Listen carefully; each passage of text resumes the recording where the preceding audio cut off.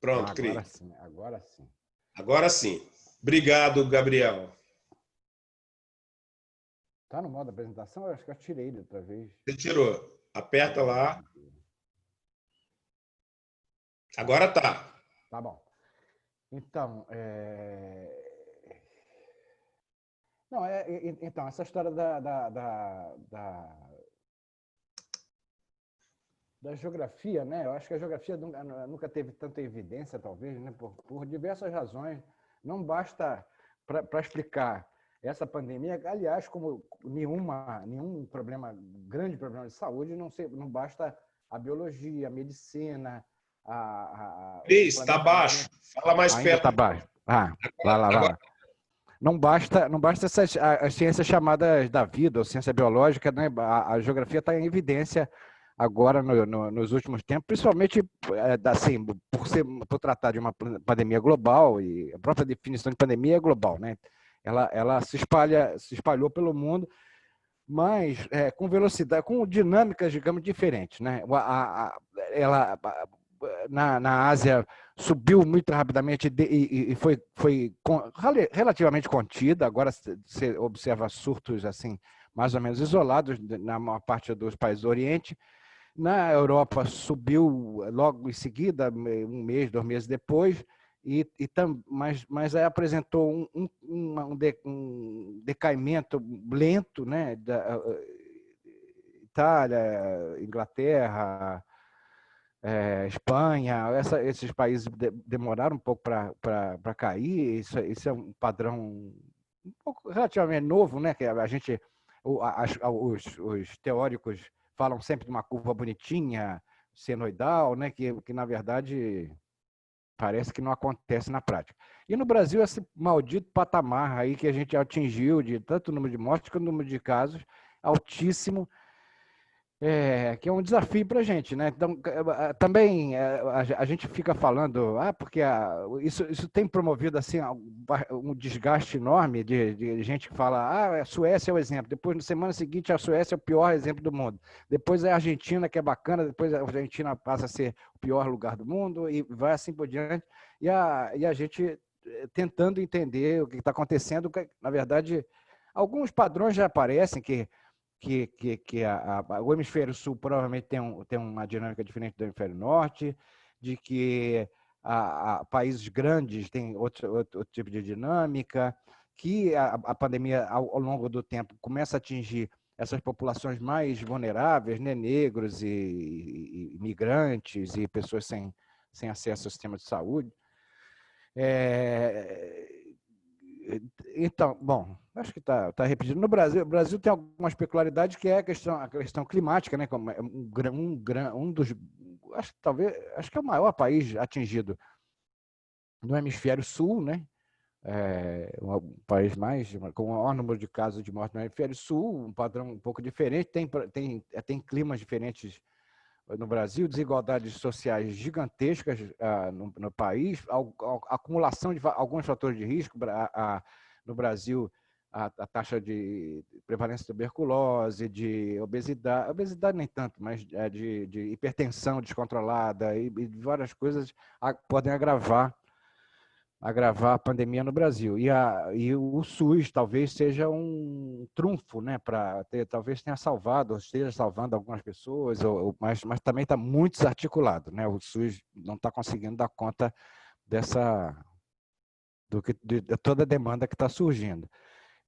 Né, dentro dessa pandemia também existe a chamada infodemia, né? uma produção imensa de informação, de boatos, de números, de valores que às vezes são conflitantes, e uma multiplicidade de painéis. A gente na Fiocruz lançou um painel, mas tem vários aí na própria imprensa. A gente contou há pouco tempo 116 painéis funcionando no Brasil, com diferentes escalas, local, internacional, nacional, etc. Um que eu acho que pode servir como exemplo do que está acontecendo, do que pode acontecer no Brasil ao longo do tempo, é o da Itália, que eles empilham, na verdade, esse monte de indicadores, os mortos, os recuperados, que eles chamam, os positivos, mas que não tiveram assintomáticos, né? E empilham, mostrando que tem, na verdade, velocidades diferentes e que essa curva é claramente assimétrica e assintótica, né? Ela decai muito rapidamente e permanece um nível de transmissão ainda bastante alto, né? Uma coisa importante dessa queda é que no caso da Itália, teve uma letalidade enorme, 14% dos casos acabaram morrendo, produzindo 35 mil mortes, mas não atingiu todo mundo. Assim, uma pequena parte da população da Itália tem hoje a imunidade, testou como positivo e se curou. Talvez 90% da população da Itália ainda não tem anticorpos, então isso dá medo de que haja uma segunda onda, ou de que isso seja para sempre, ou seja, até conseguisse uma vacina.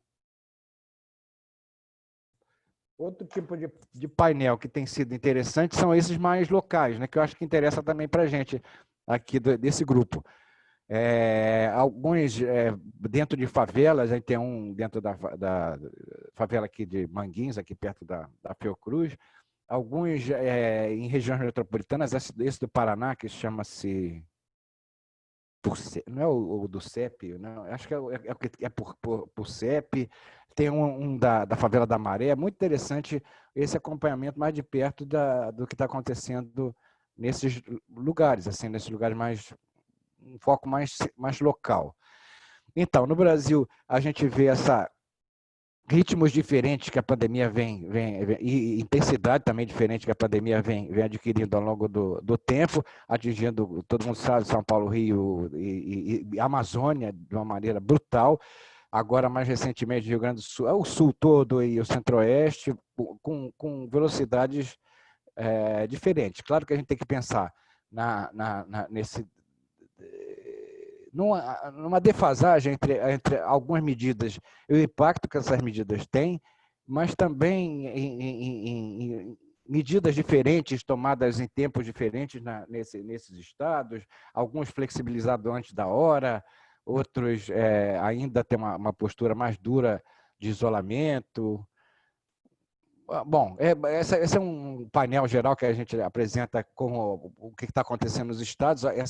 O vermelho significa o pior momento da pandemia. Você vê que na Amazônia, em geral, o pior momento parece ter passado, mas mantém-se uma taxa de casos de óbitos bastante alta ainda. E esses estados mais para o sul, ainda subindo o número de casos e de óbitos. Também é fácil de ver esse espalhamento, primeiro atingindo as capitais brasileiras, depois cidades importantes do interior, e depois cidades de menor tamanho, né? E mais ou menos seguindo o que se esperava de uma rede hierárquica, né? de difusão, indo das cidades mais centrais, digamos, né? para cidades mais periféricas e para áreas mais rurais. Mais ou menos usando a rede que se usa para todos os tipos de serviço, né? Tanto para o serviço de saúde, mas também para compras, para o trabalho, mais ou menos esse trajeto esperado. Então, as cidades maiores do Brasil já estão todas com casos, algumas cidades pequenas, muito poucas cidades pequenas atualmente ainda não têm casos, né? Que mostra esse que a gente chama de processo de interiorização. E outra coisa que é interessante é que a defasagem entre essas curvas é mais ou menos de 2 semanas. Quer dizer, se espera que depois de uma cidade grande de interior, a cidade mais próxima, menor importância regional, seja atingida em 2 semanas e assim por diante até tomar o território brasileiro todo.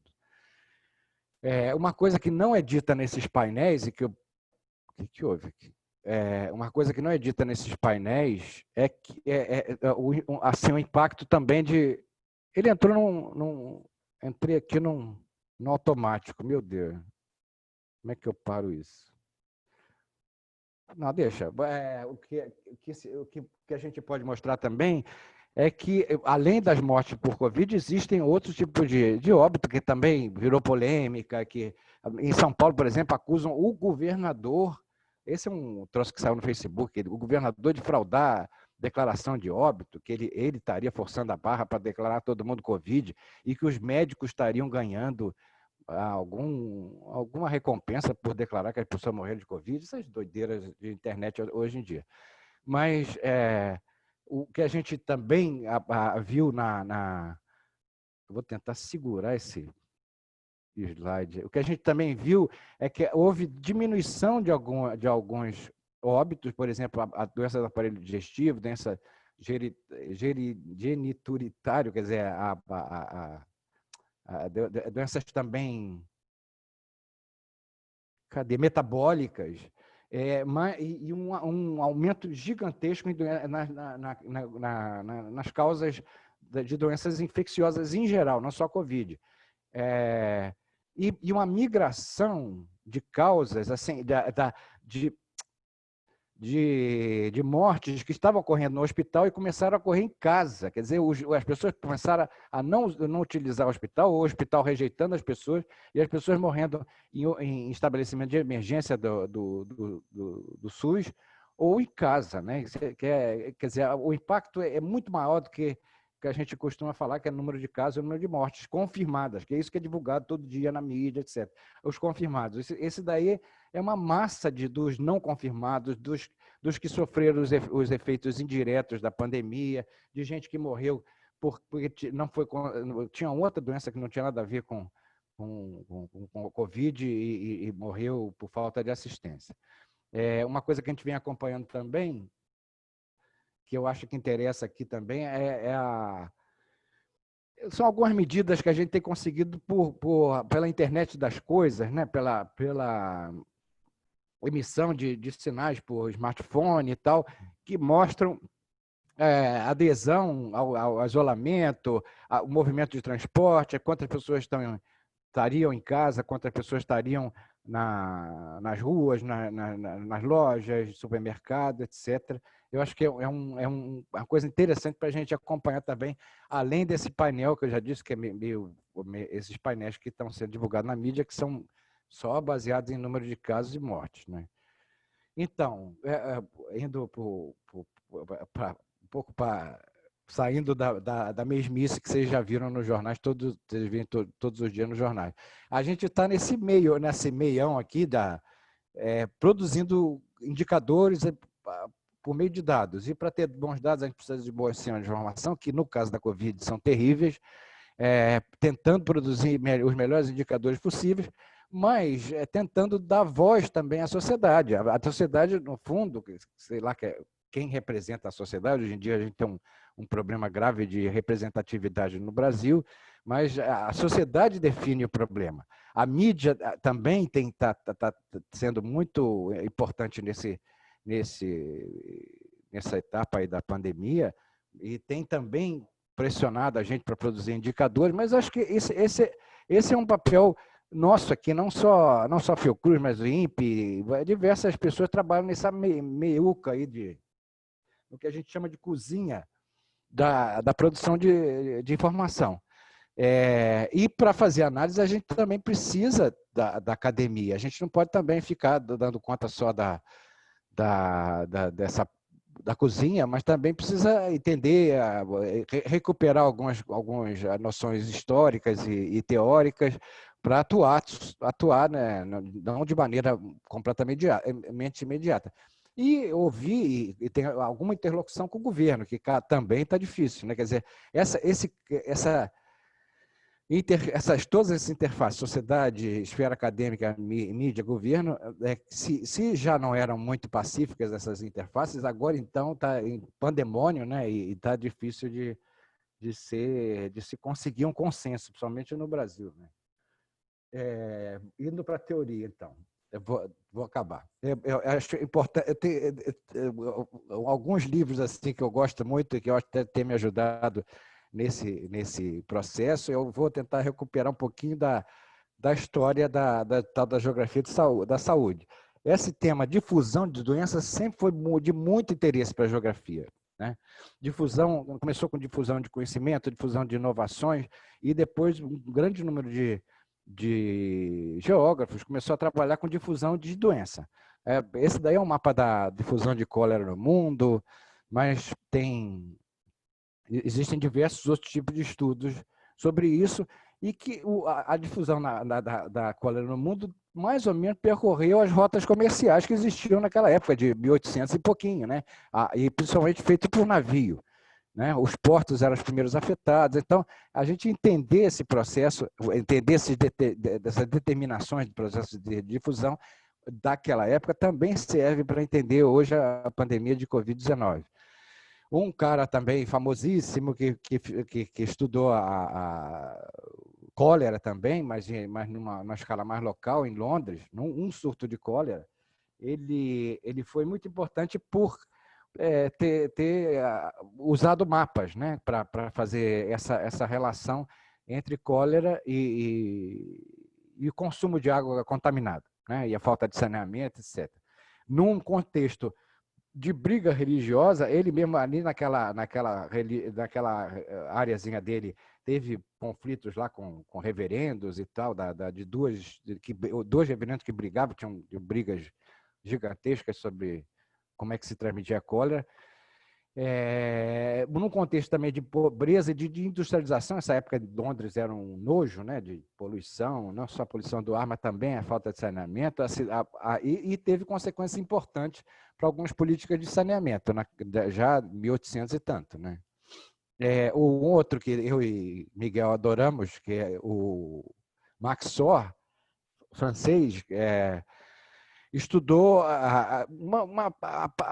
uma parte, digamos, mais biogeográfica das doenças, tentou explicar pela biogeografia as doenças, mas também reconhecendo, acho que é um pedaço desse texto aqui dele, que ele reconhece que o tal dos complexos biológicos são uma associação geral que forma um complexo, mas que bom, não é esse pedaço que eu estava pensando, não. Mas ele tenta definir complexo patológico, patogênico, como um conjunto integrado e sincronizado, digamos assim, de fatores tanto biológicos quanto econômicos e demográficos que permitiam a aparição de algumas doenças. E um outro que não tem nada a ver, mas mais ou menos da mesma época, que trabalhava com o Emile Durkheim, que não era geógrafo, era um fundador da sociologia, e que diz que o suicídio e diversos outros problemas de saúde são fatos sociais. Né? Também falou de religião, mas falou das comunidades, do controle social, como é que uma comunidade podia produzir o suicídio, que é uma frase forte, né? Uma afirmação tanto forte, mas que tem lá seu embasamento, isso é a demonstração empírica que ele fez. Um outro, desculpa se eu estou me alongando nos históricos, mas eu estou aficionado por esses velhinhos. Um outro famosão, acabou o tempo. É Não, isso? 5 minutos, Tá. mas você pode ir tranquilo. Se não der, você vai em 10. Tá, eu vou acabar em 5 minutos. Um outro famosão também, o Engels, né, que era amigão do Marx, que estudou as condições da classe operária na Inglaterra. Bom, todo mundo mais ou menos sabe o que ele pensava. Mas ele trabalhou com uma coisa muito interessante que hoje em dia, na Covid-19, se tenta recuperar, que é isso que ele chamou de excesso de mortalidade.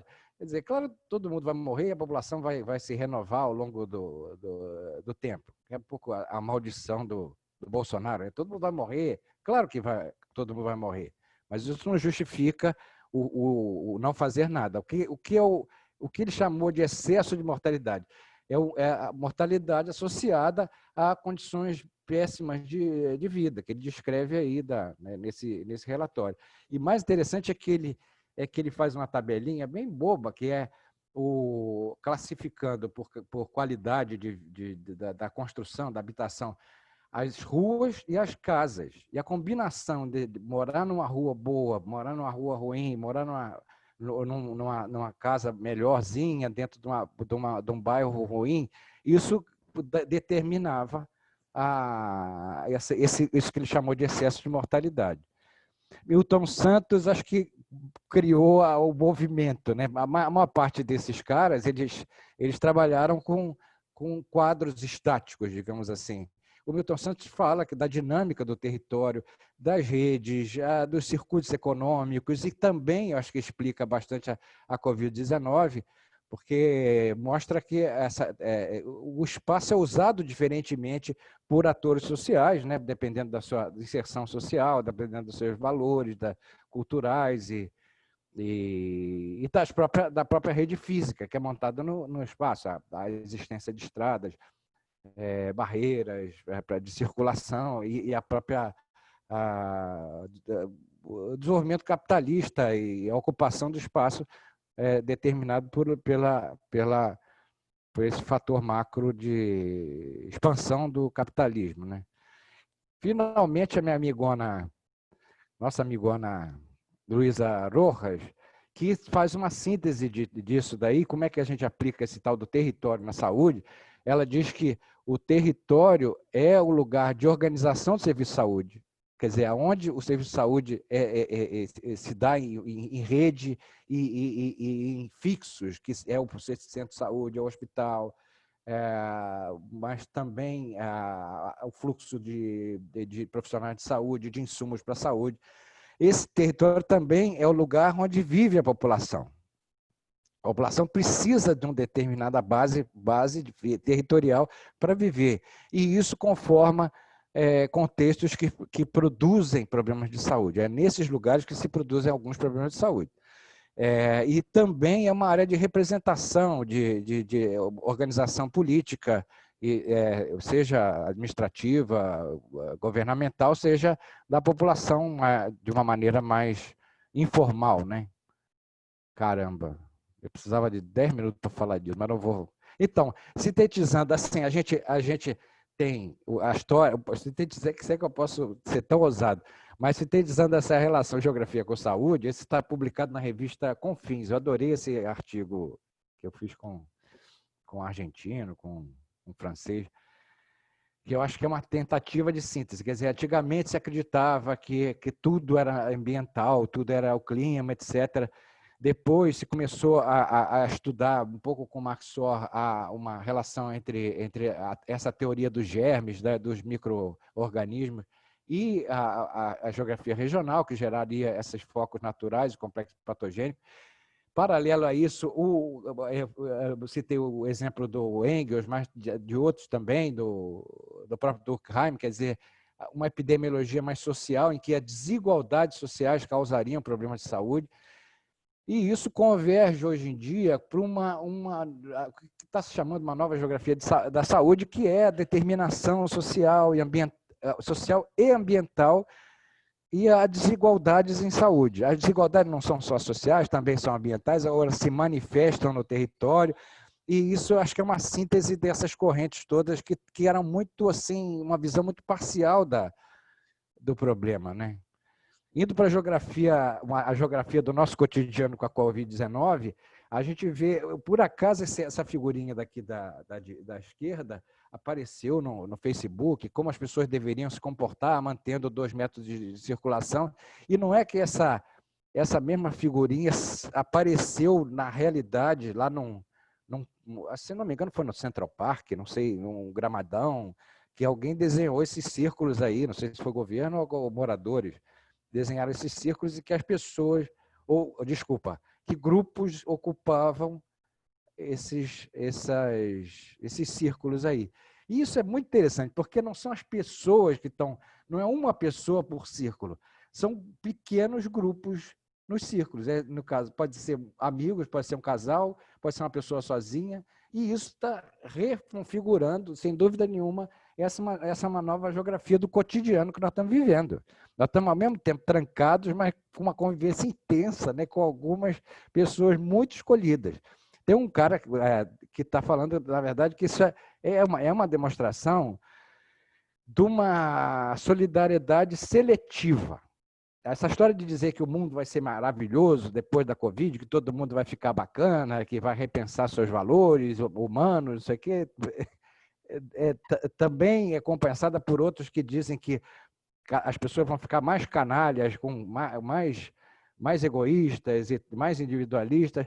E, na verdade, assim, na verdade, o que se vê é essa solidariedade, mas muito seletiva, de alguns grupos com as suas pequenas comunidades, né?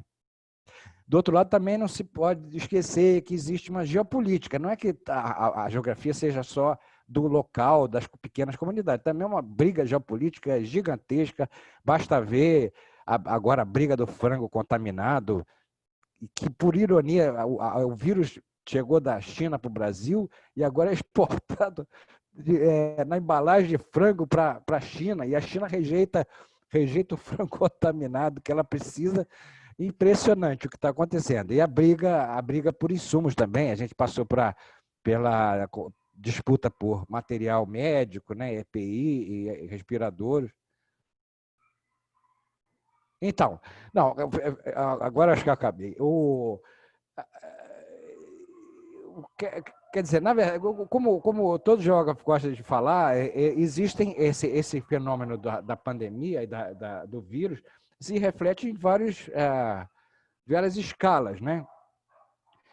Na verdade, os indivíduos adoecem, os indivíduos se contaminam, os indivíduos podem até morrer, eles precisam de leite, mas existe um fortalecimento, então, dessas comunidades, seja lá como forem definidas, mas também sob a influência dos governos locais e do governo nacional, né? Eu só queria dar um exemplo de buscas pelo Google, em que muita gente, logo no começo de março, começou a se perguntar por Covid, e permanece alta a busca por essa palavra Covid. Decretos vêm logo em seguida, as pessoas começaram a procurar decretos usando o Google, mas depois cai rapidamente. Mas máscara, a busca pela palavra máscara é gigantesca. No começo, máscara industrial, mas agora, depois disso, pessoas querendo aprender a fazer máscara, saber onde é que compra na sua vizinhança. Então, do ponto de vista das escalas, a gente tem algumas determinações, digamos, fatores determinantes na escala global, a geopolítica, os transportes, mais ou menos lá como a cólera em 1800 e tanto. Na escala regional, a urbanização tem jogado um papel importantíssimo, né, como a gente viu, e a questão da mobilidade no espacial, né? E no nível local, talvez, condições de saneamento, de habitação, a densidade, mas não é a densidade aquela boba de qual é a densidade demográfica do Brasil, não, é a pequena densidade local que importa, né? Bom, e só lembrar que os geógrafos montaram uma força-tarefa, que atualmente é um grupo ativíssimo no WhatsApp, o Miguel participa, que fica trocando mapas e experiências e conversas e teorias, e é muito interessante, assim. É isso que, mais ou menos, que a gente estava falando uma valorização, não só para explicar a doença, a geografia explica uma parte da pandemia, mas também como uma forma de intervenção, né? A gente pode também elaborar políticas baseadas no mapa, baseadas nessas teorias todas aí que a gente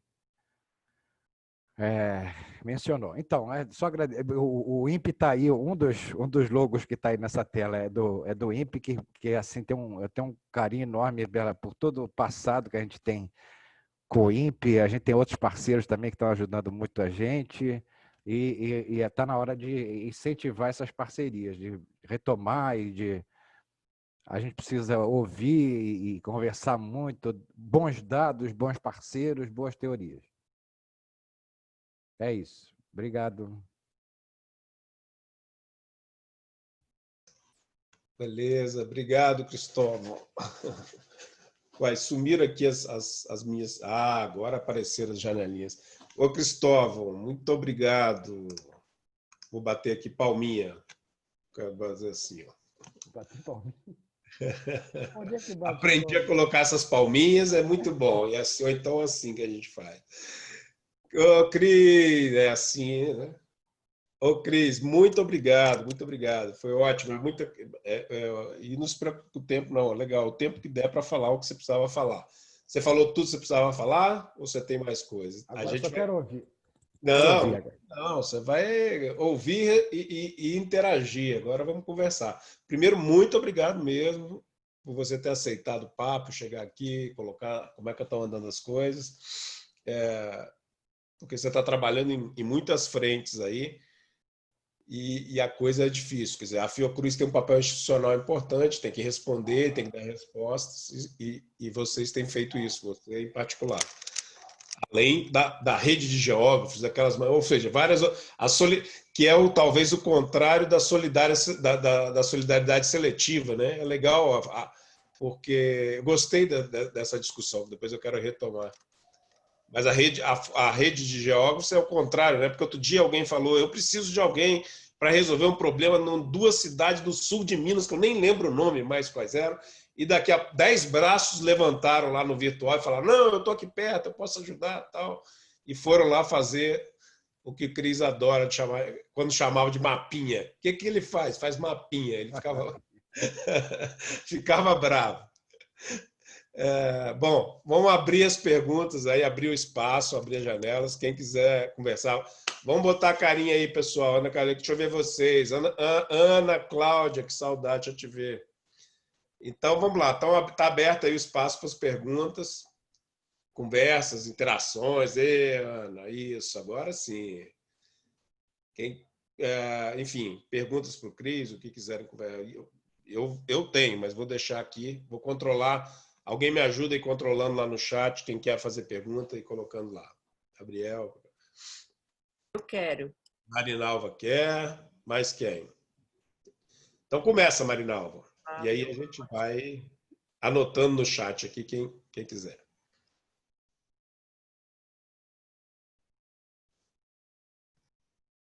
Tá sem som. Você está sem microfone, Marinalva. Marinalva, você está sem microfone. E agora, deu certo? Pronto, gente? Tá. Em primeiro lugar, agradecer pela fala. A sensação que me deu é que não deu para falar tudo, né? E pelo menos o meu sentimento é eu queria ouvi-lo mais, né?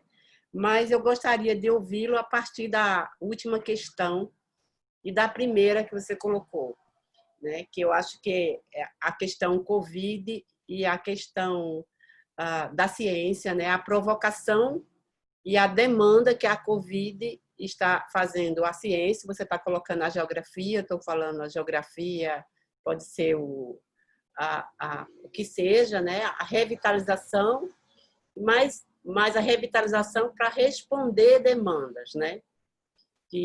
Essa é uma questão que entra na produção de conhecimento e a relação da importância desse conhecimento e da resposta às necessidades sociais, né? Como eu sou professora de serviço social e trabalho com a discussão da proteção social, então esse é meu foco de estudo, de trabalho, de pesquisa e meu foco de político também. Então, é uma discussão sociossanitária, né? E o impacto a gente ainda está sobre ele, mas eu gostaria de ouvir essa relação desse lugar de quem está, né, como sanitarista e essa relação que a Covid está provocando e essa necessidade de respostas, né, de multidimensional em várias escalas que nos distancia, mas também nos aproxima, né, muito, né? Por exemplo, nesse espaço da janela. Só, Cris, Marinalva, professora Marinalva, da Universidade Federal de Pernambuco, está coordenando um projeto. Paraíba. Ô, Miguel, Paraíba, não, é porque eu estou olhando para Constantino aqui. Não. Universidade Federal da Paraíba. Paraíba. Não pode que isso aí já deu briga no passado. João Pessoa É uma confusão danada pernambucano com paraibano. Então é melhor a gente. Eu peço desculpa, faz de conta, vou editar da gravação que eu falei isso. Isso, eu acho que isso é um erro grave. Erro gravíssimo. Gravíssimo. Maridalva trabalha, então, no programa de serviço social, na pós-graduação e na universidade, e coordena um projeto que foi aprovado agora pela FAPESP, que é a Fundação de Pesquisa da Paraíba. A gente está trabalhando junto, Constantino também, Tati, Gabi, que está saindo, e alguns outros, na área de... com a Covid, né? Mas no pós-Covid aí, Alice, que está aqui também, observando esses um pouco do impacto nos dois sistemas, o SUS e o SUAS, né? Então, só para apresentar, né? E aí os interesses que a gente tem para discutir isso também. Enfim, era só isso, só para apresentar melhor a Maria. Obrigada. Está com você, Cris. Já? Não, a pergunta é muito interessante. Eu de propósito, peguei pesado na geografia, né? Porque eu precisava falar isso para alguém. Microfone, Cris, mais perto, microfone. Eu precisava falar da geografia, porque ninguém na Fiocruz eu não tenho esse espaço, não. Lá eu tenho que me comportar como técnico de saúde pública. Aí de mim se ficar falando só da minha carreira e dos meus teóricos preferidos. Não tem esse papo lá. Mas a pandemia da Covid-19 como todos os problemas de saúde, é um problema interdisciplinar, né? Quer dizer, ela vai desde o vírus até o hospital, né? E é engraçado que tem a ver com essa discussão de escalas. Quer dizer, o virologista geralmente está lá na cultura, na bancada, não sei o quê, olhando o vírus. E talvez a interação vírus com outras células, com células, e a reprodução, não sei o quê, mas está numa determinada escala ali, que é importantíssima, não tem a menor dúvida. O infectologista já trata com o corpo humano e das funções do corpo humano, o sistema imune, etc. Uma outra escala, que é o corpo. Outro trabalha nas pequenas populações, né? Outro de grandes populações, e algumas pessoas na sociedade, né? O que a gente está chamando de sociedade, que é quer dizer, as comunidades, como é o sistema político, a organização dos serviços públicos e também das empresas, né? Dos países, né? Das forças nacionais e internacionais aí em jogo. Quer dizer, para a gente atuar, né, num momento desses, eu acho que assim,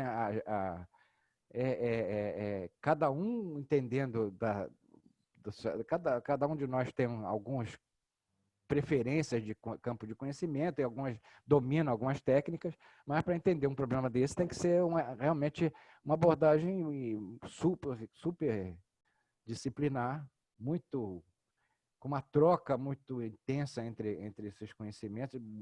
Isso está acontecendo assim de uma forma impressionante com essa pandemia. A gente tem que entender de vacina, de virologia e de administração hospitalar ao mesmo tempo. É uma doideira, mas é isso, assim.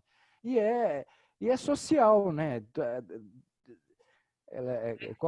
Qualquer pandemia tem um impacto, não só é gerada pela sociedade, mas também tem um impacto social gigantesco. Então, também essa visão da organização da sociedade e da relação da sociedade com o Estado é importantíssima, né, para a gente pensar em formas de controle ou de minimização desse impacto, né? Legal. Cris, eu não sei se alguém se inscreveu aqui, o Gabriel não falou, mas eu queria perguntar uma coisa. Eu gostei bastante de alguns esquemas. Esquemas sempre ajudam a gente, por exemplo, aquele esquema escalas e fatores, embora grande, é um esquema interessante para a gente entender onde a gente situa aquela cozinha, né, da produção de indicadores e tal, porque né? Indicador serve para indicar, né? Ele serve para medir o que a gente precisa, de alguma maneira, ter uma ação. Além de você trazer também a teoria Torrede, do Latour, que é um pouco dessa interface entre academia e serviço, de certa forma, né? Porque você tem a ação, que é o que você está fazendo. Mas eu queria pegar um lado acadêmico aí, que eu gostei, na construção daquela cozinha, algumas ideias. Você trouxe um texto que eu acho fantástico, né? Que é do Engels, que é o estudo da classe operária inglesa. E eu não me recordava exatamente o que você trouxe da questão do número excessivo, da excessiva mortalidade, né? Como é que a gente poderia pensar, quer dizer, será que a gente poderia pensar em trabalhar alguma dimensão, um indicador, alguma coisa, né? Um índice, um indicador, a partir dessa ideia, quer dizer, que a gente, na verdade, eu tenho um risco excessivo, né? Agora, eu tenho um risco excessivo provocado por incapacidade, por acúmulo de incapacidades, por exemplo, que vai me dar durante a Covid e no pós-Covid, porque eu acho que a gente já tem que pensar no pós-Covid, que são tantas fragilidades que a gente construiu, que não é mais a fragilidade da doença, né? É a fragilidade da vida. A gente desarrumou um monte de laços e coisas dessa unidade de vida, que é a unidade doméstica, a unidade da família. Então, será que você acha que esses dois elementos, quer dizer, pensar e depois você passar essa referência do solidariedade seletiva? Mas a primeira, quer dizer, retomar essa ideia do Engels na construção do indicador daquilo que é excessivo, né? Daquilo que é excessivo, além ainda do necessário no risco, pela desconstrução de uma série de proteções ou desarranjo da vida que você teve, e somado a isso, a perspectiva de você também tentar observar se essa solidariedade que está vindo é uma solidariedade. A solidariedade seletiva é quase um paradoxo, né? A solidariedade seletiva é quase um paradoxo, né? Então, tentar medir, tentar também incluir esse aspecto do talvez um chamasse de capital social, ou sei lá, qualquer coisa dele, mas para medir essa solidariedade pós-Covid. Caramba. Meu Deus. Então, não, essa coisa de excesso de mortalidade, começou naquela época, 1800 e tanto, porque não se tinham bons registros de saúde, né? Então, assim, morreu antes da hora, deveria ter morrido mais idoso ou de alguma causa inevitável, digamos assim. Isso é uma discussão eterna, né? Todo mundo morre, mas deveriam ser evitadas algumas causas de mortalidade. As pessoas deveriam prolongar a vida saudável o máximo possível, né? Vida saudável, não esticar até tem um limite do tecnológico e do biológico aí. Mas esse excesso de mortalidade chegou a ser uma tradição, né, na epidemiologia, na época que não se tinha bons diagnósticos de causa, né, da causa das doenças. Hoje em dia pode ser medido, e na Europa está se fazendo isso, por grupos de causas, né? Assim, na Inglaterra parece que foi o país que mais teve excesso de mortalidade por a terra do Engels, quer dizer, a terra onde ele viveu, onde ele escreveu, onde teve o maior excesso de mortalidade. Se não me engano, a Suécia também bateu o recorde de número de mortes no século não, em 2 séculos. Bateu o recorde, nunca morreu tantas pessoas na Suécia, agora com a Covid-19.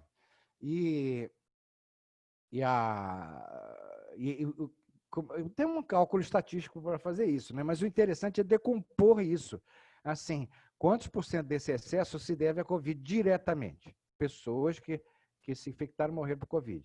Outra questão interessante importante, quantas pessoas tinham já problemas de saúde, que estão chamando de comorbidade, mas eu não gosto desse nome, tinham outros problemas crônicos de saúde, diabetes, obesidade, insuficiência respiratória, insuficiência cardíaca, e agravaram e morreram. E quantas pessoas não tinham nada a ver com Covid, nada a ver, teve um atropelamento, a pessoa não conseguiu ser atendida e tal, porque e morreu durante a pandemia. Então, essas três grandes causas, digamos, três grandes determinantes desse tal de excesso de mortalidade é importantíssimo medir, né?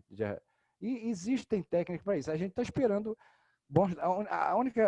Aliás, uma das poucas cidades que tem esses dados bacanas, sistematizados e recente, né? Porque para pegar pelo menos até junho, julho, talvez, é São Paulo e Rio. São Paulo e Rio tem esses dados e a gente pode calcular. E eu acho que é importantíssimo, porque a pandemia vai além da Covid-19, além do vírus, vai atingir muita gente e gente morrendo das maneiras mais estúpidas, né? Estúpidas. Gente morrendo em casa, sem nenhuma assistência. Então, mas como é que... O que isso talvez represente? A velha dificuldade de acesso ao serviço de saúde, também as condições de habitação e a maneira que as pessoas viviam ou improvisaram viver ao longo da quarentena, né? Algumas pesquisas que estão sendo feitas aí, a maior parte por enquete na internet, mostram que muita gente se mudou, muita gente refez os arranjos da casa, sei lá, foi morar com o irmão, foi morar com o pai, foi morar com amigos, foi embora para o interior sozinho. Diversos arranjos assim aconteceram. E não só a classe média, não. Muita gente mais pobre optou por isso, conseguiu fazer alguma dessas opções, seja lá para conseguir manter a renda, para diminuir gastos, seja para conseguir trabalho, ou para se proteger, né? Então, isso representou um rearranjo que é uma solidariedade, digamos, forçada, né? As pessoas que moram na mesma casa, que convivem muito de perto, é quase impossível evitar contaminação cruzada ali. Quase impossível. Quem está dentro da mesma casa, o que você vai fazer? Vai passar álcool em tudo quanto é lugar que você se senta e mexe, e toca, e não pode beijar, não pode abraçar. Como é que vai ficar isso? Essas pessoas estão muito próximas. Muito próximas. E ao mesmo tempo, afastadas de outras, né? Isso provoca essa... Eu acho que, assim... O censo não vai responder, entendeu? As variáveis do censo hoje em dia não respondem mais essas perguntas. Como é que estão esses arranjos atuais? Aqui na vizinhança, parece que alguns casais brigaram e não conseguem se separar, sabe? Eles convivem na mesma casa forçadamente. Talvez seja um arranjo que esteja acontecendo. Ninguém quer sair de casa agora, né? Sei lá, diversas coisas estão acontecendo. E como é que a gente vai medir isso? Como é que a gente vai estimar esse tipo de coisa? Algumas pesquisas estão sendo feitas, mas mostra muitas vezes que as pessoas mudaram a maneira de viver, mudaram a alimentação, mudaram com quem convive mais de perto. É incrível, né, o que está acontecendo. Não é verdade que está tudo voltando ao normal, não. Eu não acredito nisso. Não acredito. É o que a televisão diz todo dia. Está tudo voltando. O trânsito está voltando, talvez. Algumas atividades econômicas também estão voltando, talvez. Algumas, nem todas. As pessoas saindo mais de casa, sim, é verdade. Agora, esse arranjo antropológico, comunitário, isso vai durar muito tempo. Interessante, só um ponto. Realmente, não tinha o censo de 2021. Se sair, as perguntas não vão ajudar a responder uma série de coisas que a gente tem, né? Não tinha pensado nisso, não. Naila, você queria falar alguma coisa, perguntar alguma coisa, comentar alguma coisa? Sim, eu queria saber se, pela experiência dele, né, como geógrafo sanitarista, se ele acredita que a necessidade da mudança dos hábitos devido à pandemia vai influenciar nas formas de ocupação do espaço, nas relações sociais a longo prazo.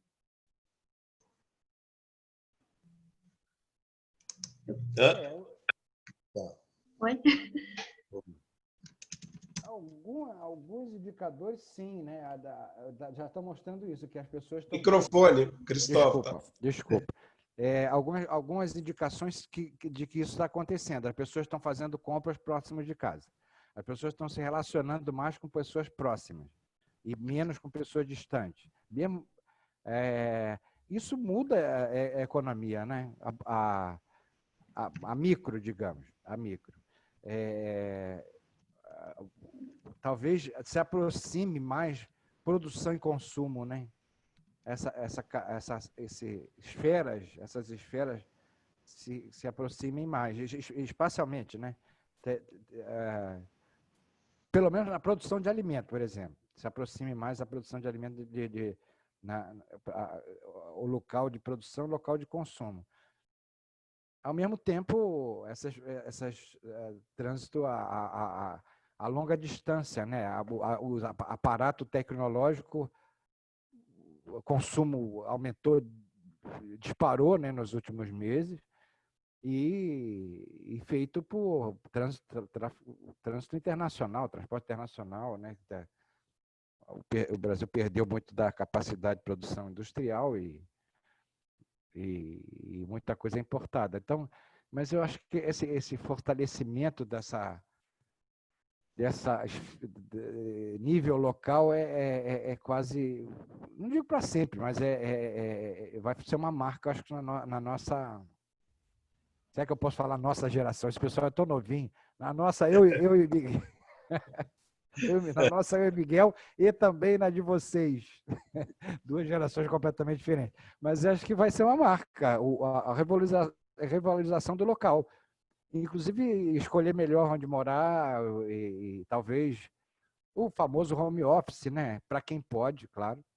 Quem pode se manter em home office vai tentar, talvez, investir mais em Wi-Fi, menos na sua casa, menos no seu carro, né?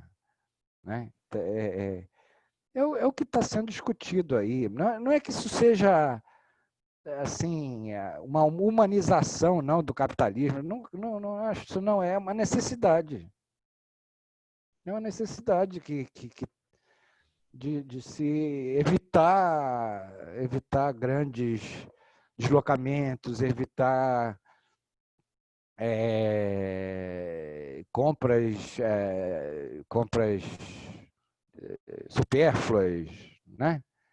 Isso é uma necessidade, porque as pessoas estão perdendo renda, estão com medo de se expor. Não é que seja todo mundo tenha ficado bonzinho, não. Não acredito nessas teorias, não.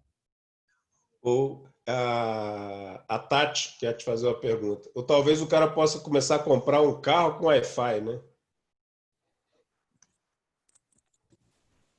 E morar no carro, né?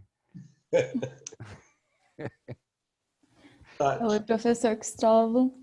Boa noite. Eu queria só falar assim, também não tinha pensado nessa questão do censo, que o censo não vai captar.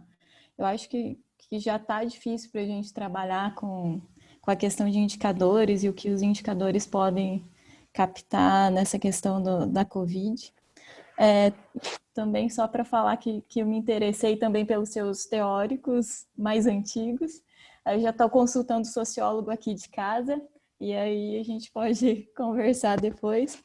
Mas o que eu queria perguntar, ou ouvir mais você falar, era sobre aquele slide que você mostrou sobre a Covid-19 e as suas escalas, né? São escalas que não necessariamente elas se conversavam, mas que de alguma forma elas tiveram que se interligar ou se conectar de alguma maneira depois com o advento da Covid, né? Então, só queria ouvir falar um pouquinho mais sobre isso. Sou eu outra vez? Eu acho importante recuperar esses teóricos, porque também a gente não dá para achar que o mundo começou agora com a Covid-19. Não, é legal também a gente pensar que outros problemas parecidos já aconteceram no mundo e que não algumas coisas mudaram, outras coisas não mudaram, né? O que a gente pode recuperar, para não achar que tudo é uma grande novidade. Então, acho que por algum viés profissional, alguns desses teóricos se fixaram, além da sua disciplina de origem, também em algumas escalas, né? O John Slow lá, estudando cólera em Londres, num bairrozinho, no nível local. O outro, a Margaret May, se não me engano, trabalhando o transporte marítimo no mundo e a cólera, dois enfoques completamente diferentes. Mas o que quer dizer isso?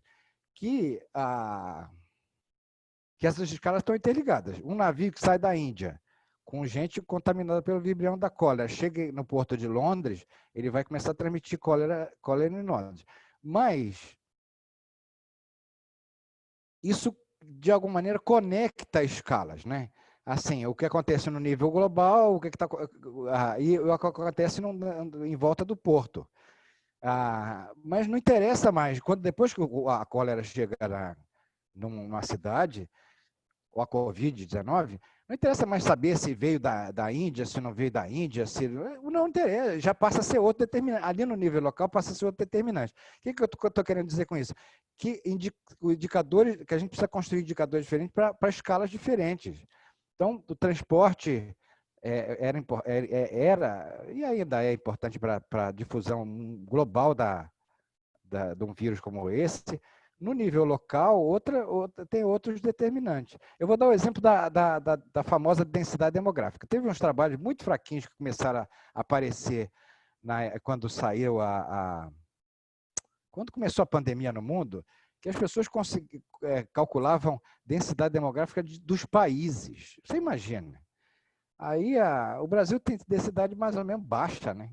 Baixa, e os Estados Unidos um pouquinho mais alta, e a Itália altíssima, a China alta, a Índia enorme, mas um país tipo Luxemburgo explode a escala.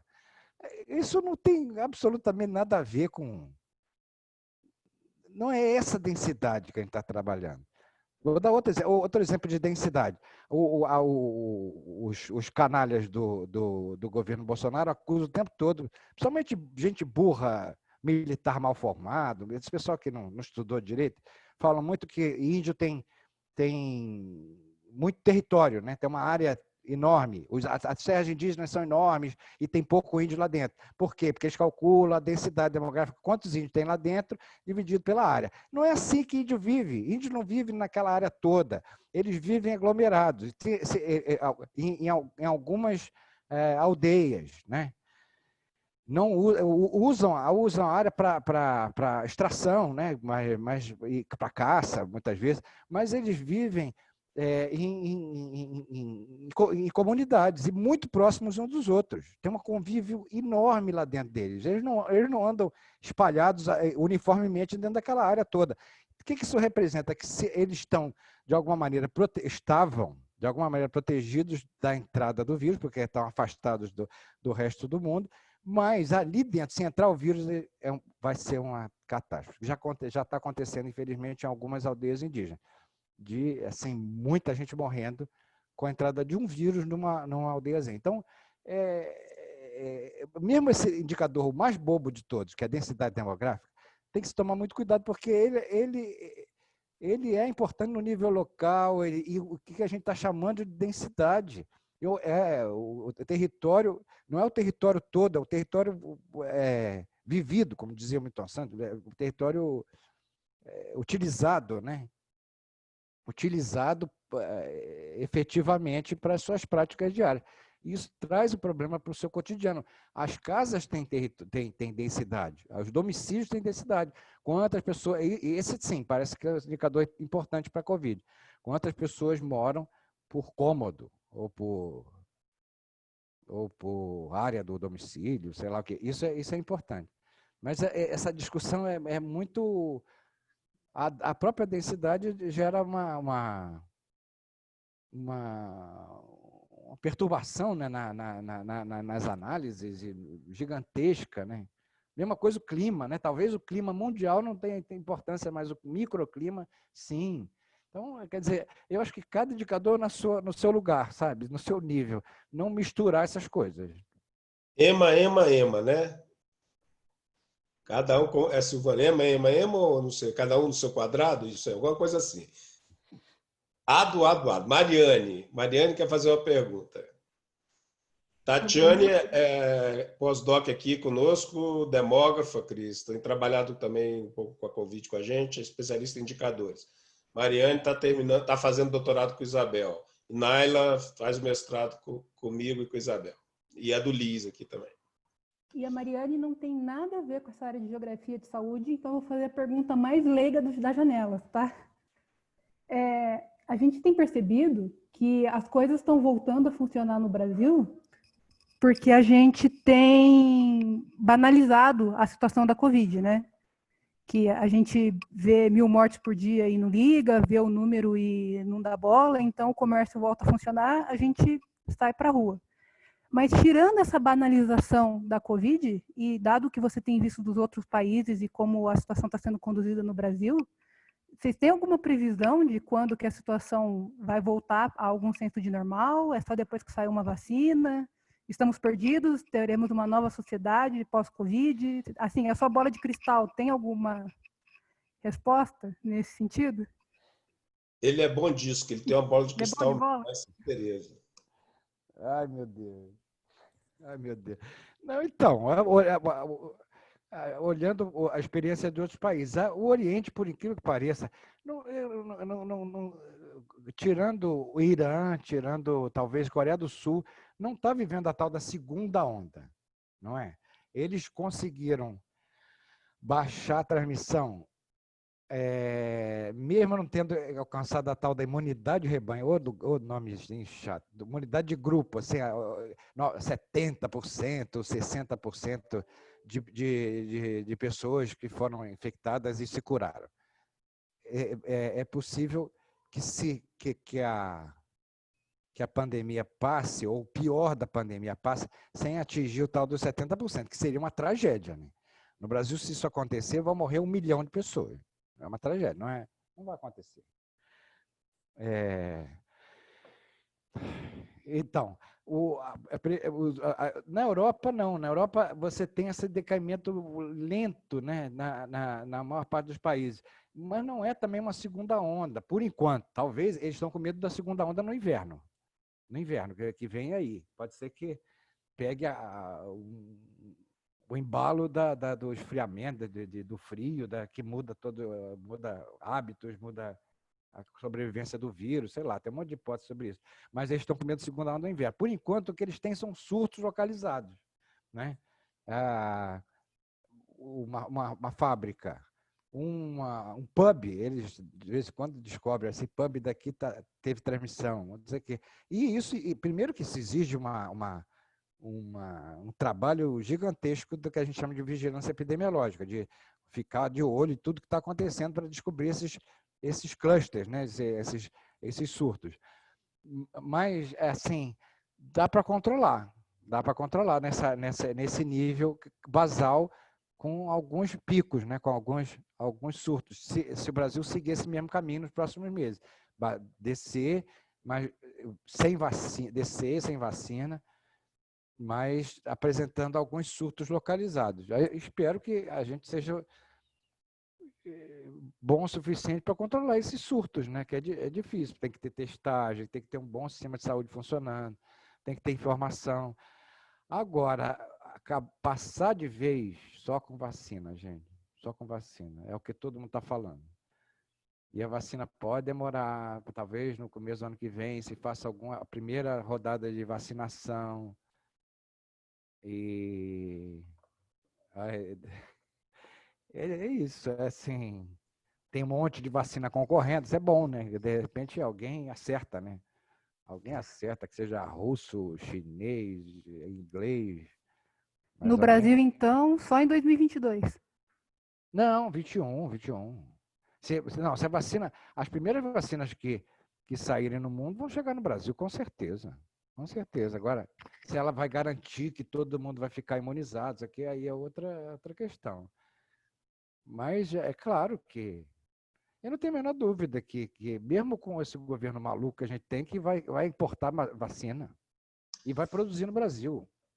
Mas isso é um ponto importante, quis até aproveitar só para emendar na pergunta da Mariane. A discussão já começou hoje, vai ter vacina, eu acho que as estruturas estão se arranjando de uma forma ou de outra, porque as instituições estão se arranjando, né?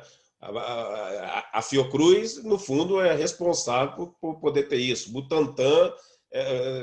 Então, a gente esqueceu governos. Assim, se não atrapalharem, as instituições vão andando e vão fazendo. Mas a questão é que agora que as vacinas estão começando a aparecer, começa o problema da escolha de Sofia, né? Onde você vai vacinar? E aí já se começa a arvorar, por exemplo, o Ministério da Saúde, neste governo, dizendo que vai fazer um programa de vacinação e tal. É possível confiar nessa estrutura ainda do Ministério da Saúde, ou é possível, ou a gente vai ter que confiar no SUS para que realmente os especialistas em vacinação definam o programa no aspecto técnico relacionado à epidemia e não numa outra, enfim. E mais uma desigualdade criada dentro das próprias desigualdades que a Covid traz. Uma desigualdade de acesso. A briga vai ser feia, hein? A briga vai ser feia. Você imagina um hospital bonitão, particular, vacinando e o povão fora sem vacina. Vai ficar esquisito. Eu acho que ninguém vai pensar numa possibilidade dessas. O SUS tem uma tradição de vacinação muito importante, né? Muito forte. E vai ser uma pressão popular gigantesca para vacinar todo mundo. Claro que com prioridades, né? Nós idosos,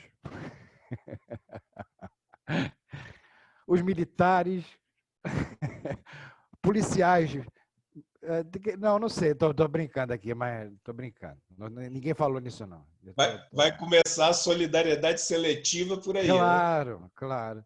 E a gente conhece o seletivo desse governo, né? Quem são? Não, estou brincando, mas é claro que profissionais de saúde, em primeiro lugar. Em primeiro lugar, coitado, eles estão arriscando a vida mesmo, tá braba a coisa. Talvez depois diabéticos e hipertensos, né? Mas acho que tem uma tradição de produção de vacina e de distribuição de vacina no Brasil, que eu acho que, olha, se ignorarem isso, vai ser o caos, vai ser... Exatamente por isso, que a tradição imensa de tratar epidemias também que a gente tem, capacidade grande e aconteceu isso, né? Então, o SUS tem uma excelente tradição e capacidade no sistema de vacinação, mas eu fico ainda assim, esses caras são tão malucos que eu não sei. Mas eu acho que a reação vai ser muito grande, não sei. Mas tudo é possível. Enfim, estamos chegando aqui ao nosso horário base. Mais alguma questão? A Alice Gambardella.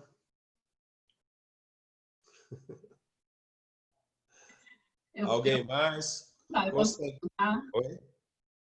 Posso falar, Miguel? Pode Alice. Falar. Então, professor Cristóvão, sabe que eu recentemente assisti uma palestra aí com um colega seu da Fiocruz, e aí, por estímulo dessa pequena aula, fui ler Camus. E aí eu acho que todo mundo, e até aqui um colega nosso aqui do Miguel também, enfim, aqui nas nossas janelas, a gente tem recorrido a esses pesquisadores históricos, né, que, enfim, dos quais a gente tem bebido centenariamente nessas fontes, né, há tempos. E, então, acho que é um processo que a gente está fazendo, né? E que parece que tem sido uma tônica, né? A gente voltar para esses teóricos que deixaram um legado importante para as nossas pesquisas, para a nossa forma de produção de conhecimento, para a nossa estrutura de, enfim, de pensar a ciência e respostas, né? E Camus é muito interessante, a Peste é muito interessante, porque ela é muito colada com o que a gente faz hoje, né? Chega a ser... tem trechos que chegam a ser cômicos, comitrágicos, né? De pessoas que vão lá tomar pastilhas de menta, porque se tomar pastilhas de menta, parece que aquilo ajuda a não contaminar com o vírus da peste, e de repente elas somem das prateleiras das farmácias. Que é exatamente o que a gente vê com os vermífugos e as coisas todas que estão acontecendo hoje. Então é muito idêntico, né?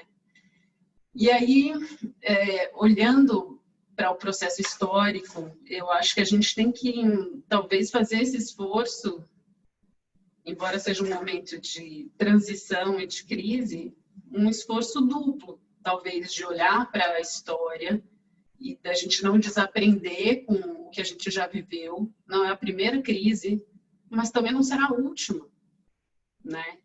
Então, do ponto de vista de pensar calamidade, né, e uma calamidade pública e uma pandemia, o que será que a gente está acumulando, né, em termos de planos de contingenciamento ou experiências, né, que o próprio SUS, né, como colocou o Miguel, tem, mas que não é uma associação direta com recursos, né, porque a iniciativa privada, inclusive, está fazendo investimentos bilionários para a contenção do vírus, né, para contenção do espalhamento desse vírus. Então, enfim, pode ter uma causa antropogênica ou não vem ao caso isso agora, mas assim, o que a gente de fato pode fazer, né, pensar ou construir para um preparo, né, no sentido de não cair em erros comuns, né, e aprender com essa situação transitória, já que a gente também está falando o tempo todo de que a gente precisa usar e lançar mão de várias disciplinas, de várias áreas de conhecimento, né, de construções científicas e construções de pensamentos antigas, quer dizer, que a gente está falando de construções intergeracionais, né, que é o que a gente vê também aqui nessas janelas, né? Então, como é que será que a gente pode usar de tudo isso para criar esse fôlego, né, para criar essas respostas para as novas gerações, né, para um mundo que a gente está construindo, porque estamos todos vivos ainda e queremos continuar assim, né, mas de um jeito diferente, de um jeito que faça sentido, né, nessas janelas que a gente possa abrir, mas abrir as janelas que façam sentido para a gente, né? Então, eu acho que a fala... gostei muito da fala que o senhor fez, também achei bastante rápida, acho que assim, tem muito acúmulo, né? Dá para notar isso, uma pena ter sido tão rápida a tua explanação, mas eu acho que ela traz muito disso, né? Da gente ter essa segurança que existe um acúmulo e que esse acúmulo é um eixo estruturante para a gente seguir adiante com mais segurança nesse tato. E aí eu queria te ouvir um pouco sobre como que você percebe essa relação de transição e para o futuro. Legal que eu percebi uma coisa, só para dizer, há muito tempo que eu venho me perguntando por que quando a gente está nessas janelas, os negócios ficam movendo de vez em quando. Vocês já perceberam isso? Que as carinhas movem, a janela muda de lugar? Eu vi que tem um padrão. Toda vez que alguém que está falando, a janela sei lá, o Cris sempre se move para perto da janela de com quem vai falar assim, ó, um negócio esquisito. Eu acho que tem um padrão inteligente nesse negócio. Mas fala, Cris. Tem um algoritmo aí na É parada. o algoritmo aí.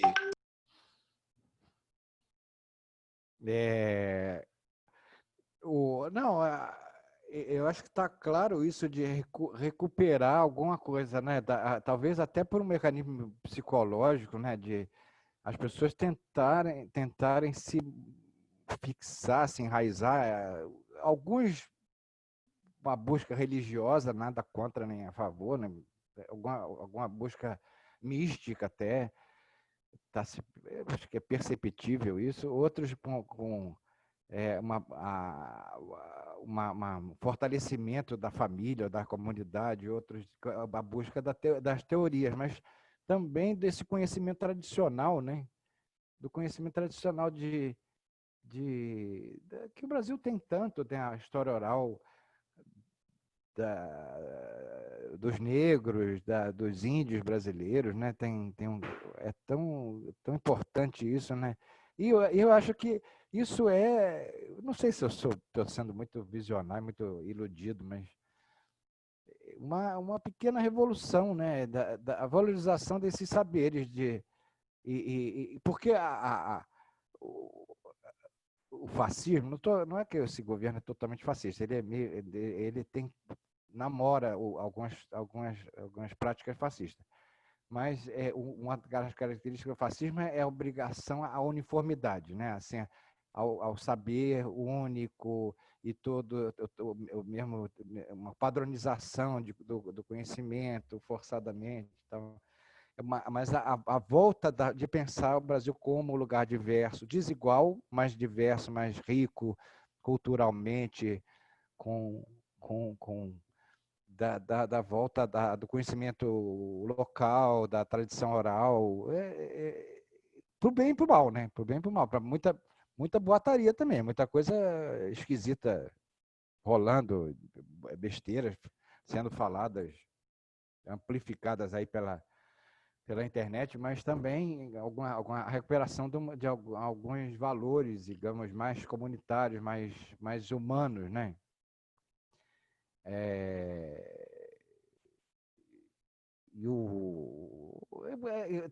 Talvez isso seja mesmo uma marca para essas gerações que vêm aí, né? A gente repensar a sociedade, a nossa inserção na sociedade, né? Não, você tinha perguntado alguma coisa que eu esqueci da economia, não? Esqueci, Alice. Eu sou muito prolixa, Cristóvão, fica tranquilo, daqui a pouco volta. Não, tinha uma coisa interessante que você comentou. Depois você lembra. Talvez seja. Eu vou te fazer uma última pergunta aqui para a gente poder ir encerrando, mas eu fiquei. Obviamente que tem os antigos, e todos são ótimos, né? Mas tem gente nova que nos seus livros apareceu ali, que é um autor que eu gosto muito também, conheci com você, que está no Brasil agora, vai passar um tempo aqui, eu acho que em Minas Gerais, que é o mexicano, Nestor Canclini. Então, e aquele livro que você mostrou, quer dizer, desigualdade, os 3Ds, né? Desigual, desconexo e desigual, desconectado e esquecido. Aí são três. Diferente, desigual e desconectado. Diferente, então, desigual e desconectado, né? Que me parece assim, e eu tenho voltado a ele. E essa era a pergunta que eu diria, quer dizer, o que você está recolhendo, ou o que o Canclini está trazendo na sua percepção e na leitura de algumas coisas que ele apresenta para esse momento. E aí é um autor moderno, é um antropólogo, né? Com uma perspectiva da comunicação, da territorial e da comunicação, né, o Canclini. Não, isso tem a ver com o que a Alice perguntou, dessas novas, as teorias do passado com novas tendências, né? Acho que está claro que o desenvolvimento também do movimento social, digamos, da luta política que atual, né? Não é do lado 1800, é atual, pela redução das desigualdades, mas ao mesmo tempo de respeito às diferenças, né? Isso acho que está bem claro na luta dos negros, dos índios, do LGBT, etc, etc. Né? Então, tem a ver com o livro do Cancrini, quer dizer, ele fala que a sociedade é marcada pela desigualdade, que é uma linha de pensamento histórica, né? Mas também pela diferença, que é uma coisa mais dos antropólogos e do movimento social mais recente. E os desconectados com essa questão tecnológica, principalmente, né? Alguns grupos sociais, digamos, são mais ou menos desconectados, alguns deles voluntariamente, porque a conexão nem sempre faz bem, a gente sabe disso, tanto para a saúde mental, que às vezes enlouquece a gente com tanta informação e ruído, mas também a gente pensar no vírus, né? O vírus é transmitido pelas conexões de proximidade, não a conexão pelo celular não transmite, claro que não. Mas as conexões de proximidade são cada vez mais seletivas porque a gente não se aproxima mais de qualquer pessoa. Algumas aldeias indígenas com certeza vão ser poupadas dessa pandemia, vão ter 0 casos, 0 mortes por estarem desconectados. Olha que coisa doida, né? Virou a mesa, né? Quer dizer, até pouco tempo ser conectado era maravilhoso e tal. Acho que todo mundo precisa da internet, mas está todo mundo enjoando também, né? Tá todo mundo bem cansado dessa história da hiperconexão. O Zoom, então, o Zoom virou uma maldição. Tanto dia vi um meme que o cara abre a geladeira, tem lá uma conexão para o Zoom, um monte de janelinha dentro da geladeira. Não aguenta. Assim, eu acho que cansa, né? Cansa. Tá na hora de se desconectar um pouco, né? Beleza. Cristóvão, olha, não tem mais alguma pergunta? Quem tiver, senão a gente vai encerrando. Agradecer muito, foi muito bom ter você aqui, te rever. Esse papo agradável, bom aqui com a gente. Espero que em breve a gente possa se ver. Abraçar. Como nos bons tempos, abraçar, tomar cerveja, um bom vinho, andar em Santa Teresa, porque é muito bom. Né? E vai acontecer, porque tudo passa um dia. Muito obrigado, um monte de coisas interessantes aí. Se você depois passa esses slides para a gente aí, se puder, que nós vamos com essas referências. Eu já ia falar sobre isso mesmo. E para os slides. Para a gente que está envolvido no projeto da Paraíba, lá, que é a plataforma Covid PB, não PE, vai ser muito legal. PB, não PE, é muito legal. Né? Campina Grande ou João Pessoa? Essa é outra briga também. Paraíba. Mas é Campina Grande ou João Pessoa? Não, é Paraíba. Pronto. Recife está na Grande João Pessoa. Paraíba. Tá bom. Campina Grande e João Pessoa faz parte. É parte. Exatamente. Isso aí é aquela disputa eterna, né, Cris? Ali de Pernambuco e Paraíba. Você sabe disso, né? Você sabe que onde o Oceano Atlântico nasce? Alguém sabe aqui onde o Oceano Atlântico nasce? Na junção do Rio. Na Paraíba, na Pernambuco, né? Em Recife. Você vai lá em cima, no centro da cidade, sobe ali no Passo e fica olhando, né? O Capiberibe se une com quem, Constantino? Sinto muito, o ponto mais oriental das Américas é e forma o Atlântico, forma o Oceano Atlântico. O ponto mais oriental das Américas está aqui no Cabo Branco. O Marco Zero. O Marco Zero do Recife é o Marco Zero do mundo, não é do Recife. Por acaso ele está ali na pracinha, mas ele é um marco mundial. Mundial. O Capiberibe junta com o Beberibe e forma o Atlântico. É assim que está. Então, beleza. O Atlântico do Recifense. Então tá bom. Cristóvão, brigadão. Depois, enfim, tô te devendo e aí o que você precisar, você me chama. Muito obrigado por essa oportunidade de sair do reme-reme, sair do normal aqui, que não tá dando, tá muito chato. Ainda bem que tem esses momentos aí. Vou te deixar, porque daqui a pouco você tem que entrar no Jornal da Globo e não sei o quê, que você só vive lá agora no Globo News e tal, então vamos deixar. Parabéns, palmas para você, que isso aqui parece que é de espírito, né? Mas tudo bem, é só uma... E energia. Tchau, Cris. Valeu. Falou. Abração, obrigado. Cris. Falou, Constantino. Até mais. Tchau, Miguel. Tchau, Cris. Obrigado. Prazer.